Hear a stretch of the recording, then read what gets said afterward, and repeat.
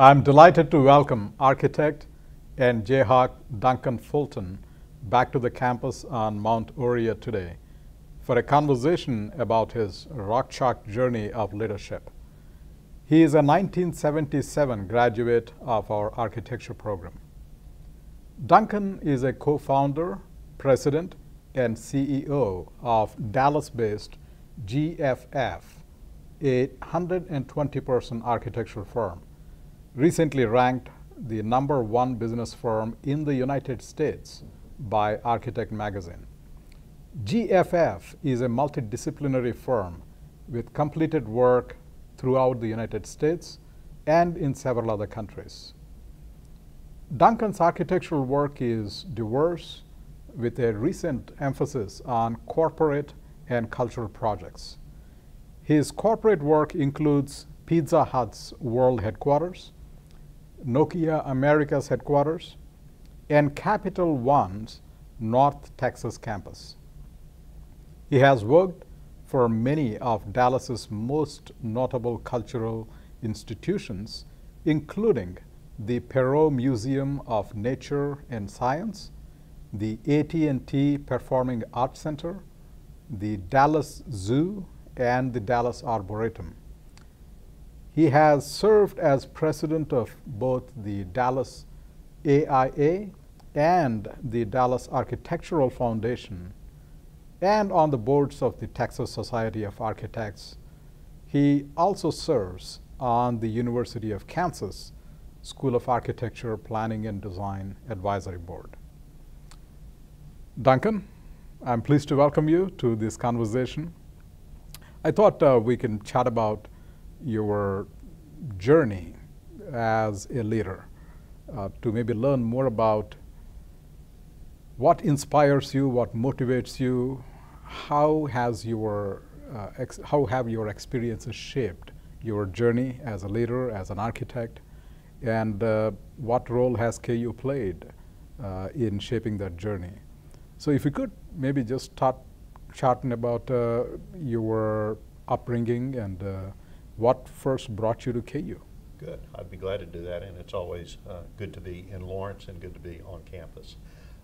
My upbringing is fairly basic and fairly simple. I was born in Tennessee. My father worked for Napa Auto Parts, so we moved a couple of times, and I really grew up in St. Louis.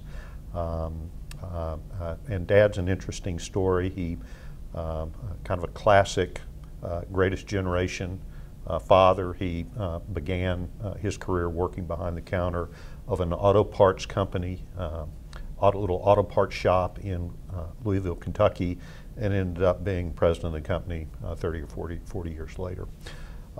So I grew up in St. Louis and ended up at KU on the Missouri Reciprocity Program. And originally my plan was to go to Lawrence, get my degree, and I always thought I wanted to come back and work for HOK, but it didn't turn out quite that way. It turned out even better. Turned out even better, that's right. So I understand that you went to Dallas. What took you to Dallas? When, right after I graduated from high school, 2 days after I graduated from high school, my father was transferred to Dallas. And so I spent all my college summers there, and this was the mid-'70s. And Dallas was a very vibrant place. It was the time when the part of the country now known as the Sun Belt was getting noted as such. It was a time when the Rust Belt was getting noted as such. And so what I saw in Dallas was that there was just tremendous vibrancy. Concurrently, in the mid-'70s, there was a pretty significant real estate recession that affected the architectural profession. As we know, it tends to be boom bust along with economic cycles. And so I saw the two classes in front of me, very few of them actually be able to get into the profession. Meanwhile, the economy in the Midwest was not great. It was very strong in Dallas. And so I ultimately decided that Dallas would be a good place for a young architect to be. So in 1977, armed with my Bachelor of Environmental Design from Kansas, I moved down there full time after having just spent my summers there, and then spent a year enrolled in KU's work-study program, and at the end of that year had both a year experience and was awarded my Bachelor of Architecture from KU. And in that year, in that time, about a third of my graduating class, which was roughly 80, so probably 25 or 30 folks had moved to Dallas largely for the same reasons. And 1982, I understand, is a very important year in your life and career. In what ways is that important year, and how did things shape up leading up to 82? Well, 1982, at the beginning of 1982, I was a single guy living in a rented apartment with a nice job and rented furniture. At the end of 1982, I was married, had a firm, and all the responsibilities that go along with that. So I married my wife, Kay, then, and we married in September of 82, and that was about 4 months after we started Good Fulton and Farrell, GFF, now known as GFF, which was started in the spring of 1982. Extraordinary. What motivated you to start your own firm? Well, I think that I had always worked all through high school, all through college. During my college years, I started doing working for a home builder, doing house plans. I eventually began doing that on my own, and so I think I was always interested in having my own firm. And at the age of 26, two of the people I worked with the more we worked together, the more we realized that we had a common vision for the kind of firm we'd like to be in and the way we thought a firm ought to be run. And at the same time, we looked up and we were either designing, managing, or had brought in about half the work in the small firm we were in, and it was a very good firm. But we just thought it would be a good time to go out on our own, and we were young. I was 26. Larry Good, who is chairman of our firm, and we're still partners, was 31, and the original founding member, Stan Haas, was 30. And one of the things that I realized was that my life was never going to be getting simpler. I was never going to have less responsibilities. And if we were ever going to try that, 26 was a pretty good age to do it, because if it didn't work out, there was still a lot of life in front of you, and not as many people would be affected. So it just seemed like a good thing to do at the time. What were the beginning years like when you started your firm? One of the things that I think we really benefited from is because the three of us had worked together a lot, and we were basically part of the core of 6 that managed and ran that firm. Although my role was fairly was smaller than Larry's. Larry was a principal. Was that we'd spent a lot of time talking about the kind of firm, how a firm ought to run, and what was important to us. And out of that came some very, very clear ideas. At that point in time, there were, broadly speaking, 2 kinds of firms in Dallas. There were small, very, very design-oriented firms that was doing good work, but they weren't doing large city-shaping commissions. And then there were other very large firms that were doing the city-shaping commissions. If you're a young architect, you could go into them and you could have a wonderful career, but their design work was not the work that people were talking about. And our vision was real simple. It was to try and combine the best attributes of both.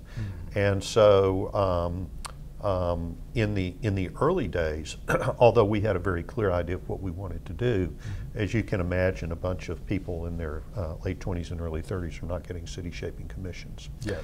But those first 3 years, from 1982 to 1985, were a time of great, great growth. We went from 7 people to 30. Many of those folks are still with us today. Jeff Good, we hired during that time. He joined us. He is now a principal, also a KU grad. Yeah. So we probably have 6 or 8 people from that time with us. And our work was primarily small shopping centers. A real typical project for us would be a 15,000 square foot strip center out on the periphery of Dallas in the developing suburbs. And a big project for us might be a 25,000 square foot shopping center next to a grocery store, only we weren't doing the grocery store. So it was very modest, but it was very active. They were simple projects. They happened very quickly. And so we did a lot of work in a short period of time. And we were dealing with a building that was technically simple, which was a great match for us. And we were dealing with building owners who wanted their buildings to be visible. They wanted them to be seen, and so there were great design opportunities.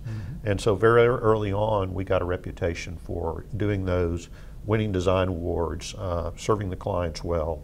And that really, again, that was shaped by that early vision. So in a way, your design abilities were brought to bear on a growing city where obviously Dallas, as a spread out and sprawling metropolis, and particularly on the edges of it.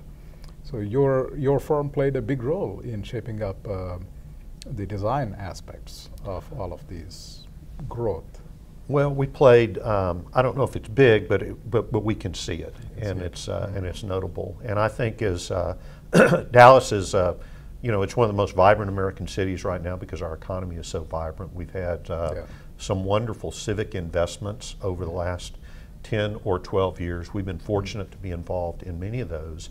And I would say that the focus and attention has turned from the suburbs really to the health of the urban core. In the 70s, people were fleeing the core. In the 80s, people were migrating to the suburbs. And that migration, both people and companies, has reversed. There's now very much an in-migration. And one of the great things that's happening in Dallas right now is the level of interest in and fluency about urban design issues and what makes a great city has transferred and broadened from just designers and architects and planners to the average man and woman on the street. You regularly see letters to the editor about that in the Dallas Morning News. You regularly see op-eds about that. So the level of conversation, both in quantity and quality, about what makes a great city, how to keep our urban core vitalized and improving is just, it's all around you. It's just in the air, and that's really remarkable. And we've had a little bit to do with that, I'd like to think. Yeah, now, Duncan, what strikes me is that you have identified opportunities that are probably more like seeds in a very large ocean of the city of Dallas. And those seeds have now grown and evolved. They have built your reputation, and you've continued to have an influence on the major cultural institutions of the city. How has that evolution occurred, or was there a jump at a time when you began to, when people began to see what you could bring to the city? Well, we have always been, as a firm, one of our traits culturally is to be involved. Is to be involved in the life of the city. Not so that you get these opportunities, just because you need to engage, and we think that's beneficial. So I think that's happened progressively over time. We do a lot of nonprofit work and a lot of work for groups who need buildings really to help further their institutional mission, be that the Arboretum or be that a group like Camp John Mark, which we did a camp for in the late 80s for kids with severe chronic illnesses. And what I find is the type of people who are drawn to those initiatives have the give back gene. You don't ask to be a leader or on a building committee of an institution unless you're smart, you're a leader, and you're a giving person. And those are the kind of folks you can really, really build a firm around with meaningful opportunities. And they are also likely to go on and to maybe finish the assignments you first meet them on, and then they're asked by their church to be on their building committee, or they're asked by the mayor to be part of a commission. And I think we're benefiting generationally from the fact that many of us did that early in our career, Yeah. and our contemporaries are now leading a lot of those institutions, Yeah. and we've gotten to know them through many years of service. Okay. One great example of that is in the early 2000s, Dallas was a finalist for the Boeing headquarters, and ultimately lost it to Chicago. And in getting the debrief, our city leaders were told that the reason we lost it to Chicago was because our downtown just didn't stack up. It wasn't vibrant, it wasn't interesting, there wasn't a lot going there. And I think Dallas leaders in general, those of us who live there, knew that. But now knowing that other people were noticing sort of flipped a switch. And so our mayor at the time, Mayor Laura Miller, created a inside the loop. Dallas is surrounded by freeway loops, to really figure out how to fix it. And my partner Larry Good was asked to be the planning pencil for that group, and to help codify the planning ideas, to help really be the planning resource for that group. And that has really that occurred in the early 2000s. In the intervening 10 years, many of those strategies, such as focusing on downtown parks, focusing on improving an advocacy group for downtown, have come to fruition.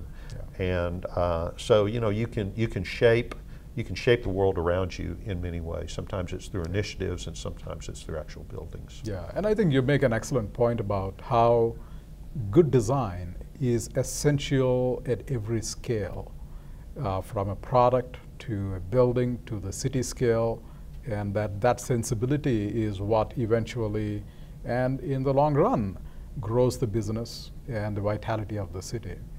And it's very heartening to see you and your firm have played a role in Dallas. From my Texas days, I do remember Dallas as a sprawling city and with not much of life in downtown, to today, where it is a very vibrant city with a lot going on for it. That is quite amazing. And stepping back to your days on campus here at KU, what were the things you remember that you carry with you from the education, from the people you met?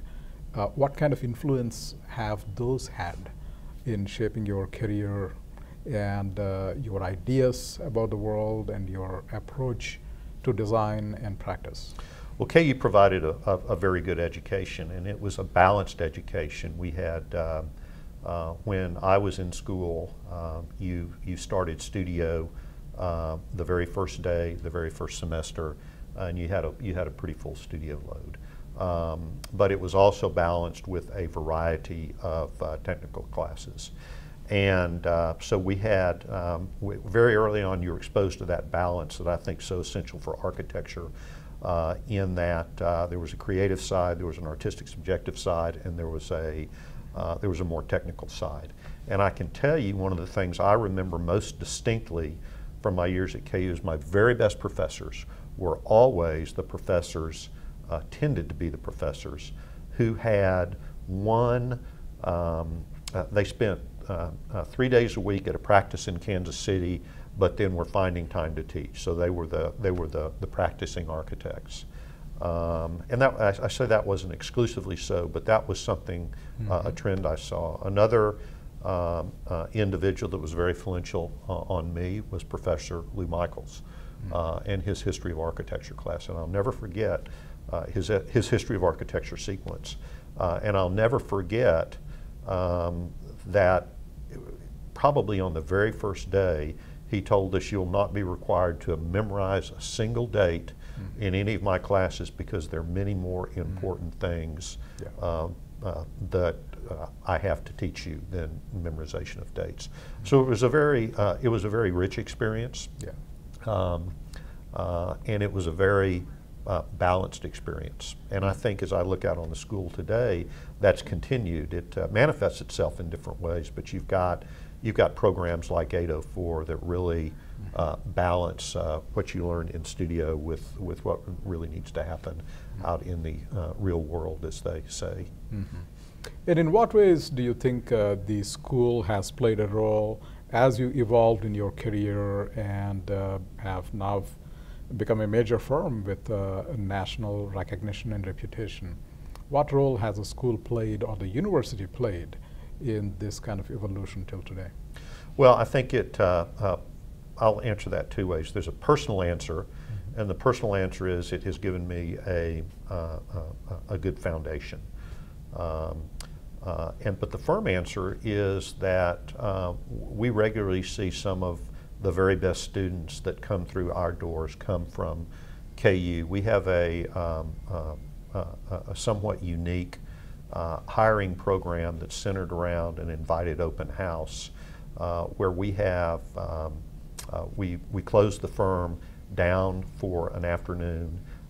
We invite 25 to 30 about to graduate students who are about to graduate to come in, and they spend time with us, and a lot of our folks get to meet them. And then they're there for most of the afternoon. We're talking to them about us most of that time. Each of them do have a brief 20-minute interview, but most of it's really telling them about the firm. And then out of those interactions, we'll decide as a group whom to make offers to. We've been doing that program now for 6 years, and KU has by far, we've hired more graduates from KU out of that program than any other school. And we started this in the recession, and every year we've done this program, we've taken at least, we've extended an offer and had accepted, fortunately, to at least one KU student. There's no other school like that, and that's not because a number of us are graduates. That's because the students come out prepared. They come out with the characteristics that we seek, and others in the firm come to that conclusion, and they join us as a result. So it's we've got a strong contingent of Jayhawks, but it's because of the type of people they are and what they bring to the firm, not necessarily just the school ties. Yeah, that is very important perhaps to realize that the school continues to produce leaders and very talented designers who are very grounded and also are very high conceptual thinkers, and they bring this breadth to the table. And it is also heartening to learn that they rise to the top through the rigorous process of hiring that you have, your firm has put in place. Let me just ask the question, what does Jayhawk mean to you? Well, that's, you know, for me it's just some wonderful days in the late 70s that I spent on campus and in Lawrence. As a kid who grew up in the suburbs of largely St. Louis, to come to Lawrence, which had a vibrant downtown and literally a university on a hill, it was really just a wonderful experience. So, you know, I think like many folks who are my age, you look back and you kind of have a fairly romanticized view of what your college years were like, but that's what it really means to me. Well, also connected to that is a notion that you mentioned how different people have played a role in shaping your career and in mentoring you in particular. What do you see as the importance of mentorship in really carrying one through the career, guiding them, and making decisions at the forks in the road in life? Could you tell us a little more about that?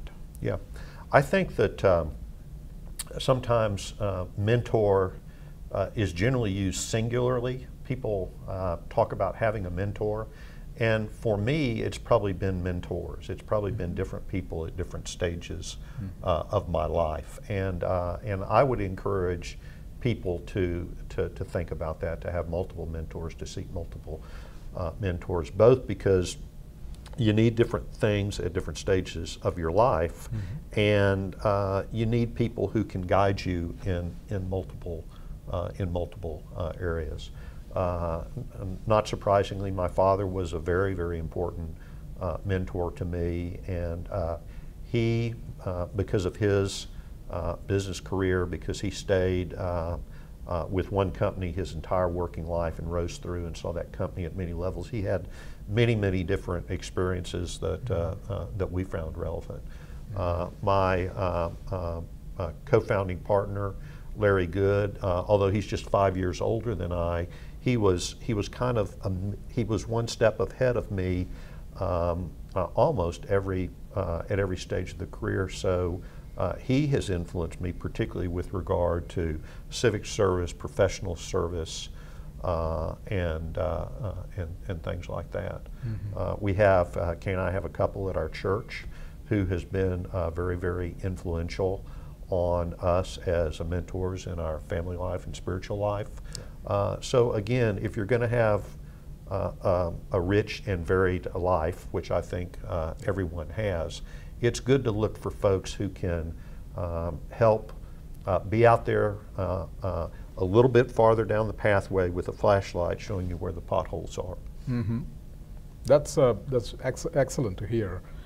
Well, I think in a way, to sum up, what I'm so excited to hear about is how your time at KU and beyond has really brought into the world tremendous impact in terms of the design and transformation of cities, and in being able to cultivate leaders in the firm and beyond, in the city as well, to continue to mentor students and to play a leadership role that, that helps us, that inspires us, and that guides us in many ways.